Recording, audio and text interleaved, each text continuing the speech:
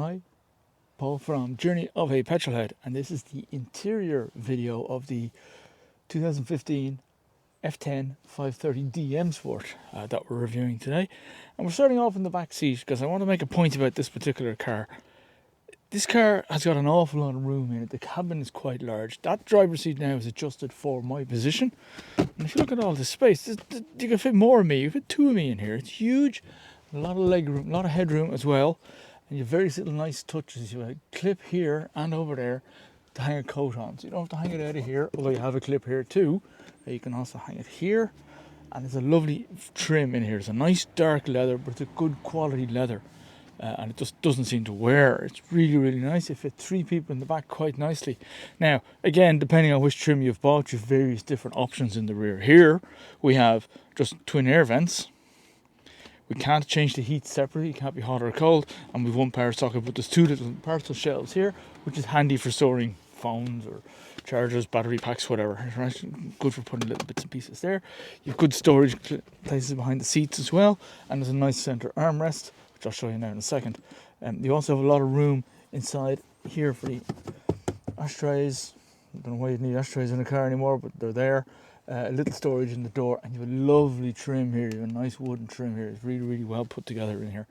Very, very comfortable place to spend time. But what I also want to mention, which I've never seen in a car before, while there is ambient lights in the front, which is really nice at night, and in fact I test drove a Peugeot recently, it didn't have ambient lights in the front, and it just felt too dark inside at night time. Around by the gear lever just wasn't illuminated. It felt wrong. But in this, not only are they in the front, they're also in the back. So you have ambient lights running all the way down here. Okay, there's an ambient light strip under this on all four doors.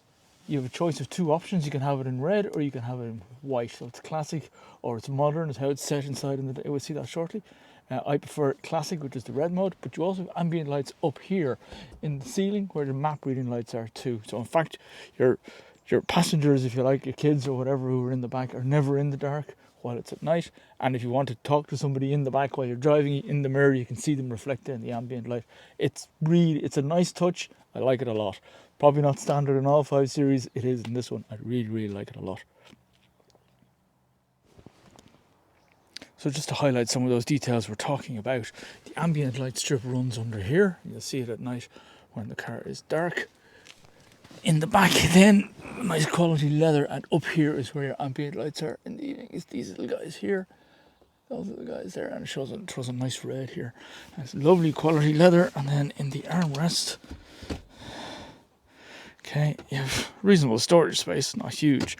But what I do like is I like this. Twin cup holders. You don't get it in a lot of cars these days, rear cup holders, and they're very, very handy when the kids have bottles of water or your mother is in the back and you want to give her a cup of coffee or whatever. It's nice. Okay, and it just folds away like so. And because of this particular spec, both these seats fold. And finally, if you wanted to be able to see where you're going, right, that blocks a lot of the visibility now when you're driving. The window becomes small, but when you do this and fold it away, there's a little button on the side. It solves the problem immediately and it makes a big difference. I do like that a lot. And finally, we have puddle lights. You can just see them over there under the doors. Really nice to spend time in the back here. Now, let's have a look at the dashboard. There's a lot on this dashboard. First of all, I want to state it's a digital dashboard. So it's interesting. When the car is completely turned off, these dials are completely dead. But when you're driving, you get additional information down here in the bottom part. Okay, it's all digital there. So it could be sat nav information for route. It could be running out of fuel. It could be a warning symbol. We'll see that in a minute. A lot of good information. Now there you'll see the example of what I mean. The dials, when you get in the car, they're just not on, right? But when you power up the car, you get all this going on. Okay. This is what I mean about the information area. So various times you get different information coming up here. Your warning symbols are over here, and you check inside what's going on, and it will give you a warning as to what's happening. And you can turn this off if you don't want to know about it. Okay. Let's just start the engine real quick. Okay, and we can show you some of the different options. We'll show you what we're looking at the screen, and then I'll show you how I did them. So So if we go into settings and if we go into instrument cluster display, we can actually turn off these bits here if we don't particularly like them. Okay, turn them off by doing this, and they're gone. Okay, so it still shows you various bits of information, but not all the information that you could have here. And it's really nice driving along because you get information about the sat nav coming in here. You get various warning lights over here. It's really nice. Now on some of the 5 Series models, the digital dash goes across here, and when you go into sport mode, you get red lines everywhere. I mean, it looks pretty cool. I don't have it on this particular model. Okay, let's turn the engine off. Now, what else do we have on the steering wheel? Cruise control system here, on off button, up down for speed, resume. If you want to cancel it, you hit this again. You want to turn it off, you hit that twice, and then a speed limiter mode. That's actually quite simple. I like that simplicity of cruise control, and it's on the wheel. Then over the other side, speak button for call ma'am or call whatever, or route you to a different sat nav destination. This gives you a list of the last people you rang, and it comes up here. So it takes over this part of the display and shows you in this bit, and then volumes and what you're listening to, mode. These gear shift paddles are really nice. They're nice and big and well positioned. My standard complaints, they're mounted on the wheel, so you turn the wheel, they're not where you left them. My standard complaint with a paddle. But these ones are nice because they're big and you can easily enough reach them.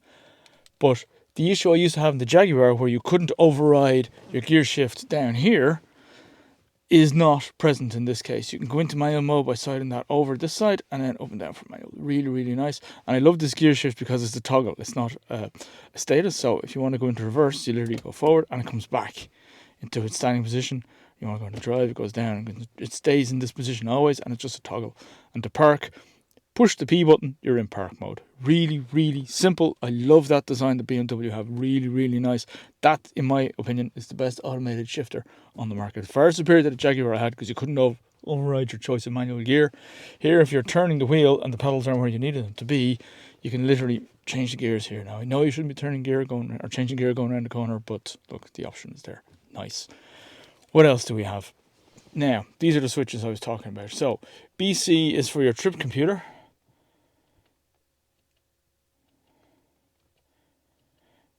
It will also show you time of arrival and distance to destination if you want that to if you're on sat nav location.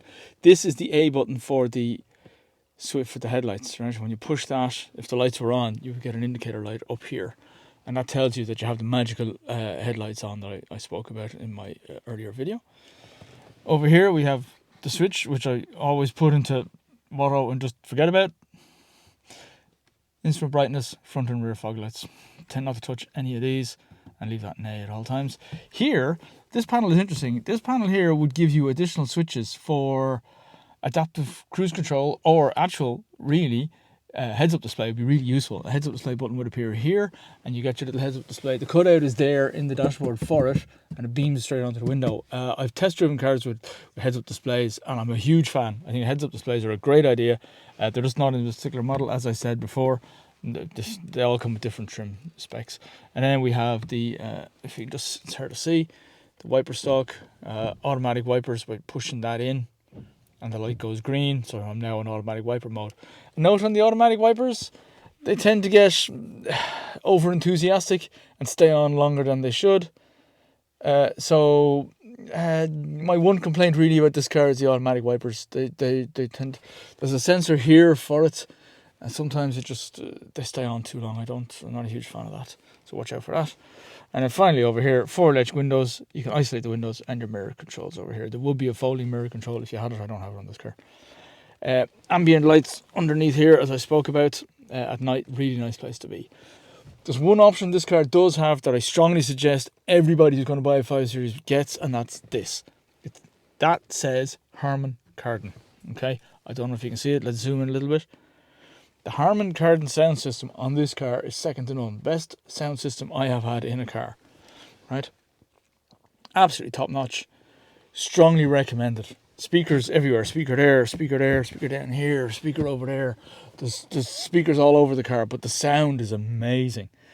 You'll know you have it because if you go in here, if you push menu on the iDrive, which brings us here, and then go into settings and go into sound, okay, you've been presented with the Logic 7 surround option here. So it's just the way to go, right?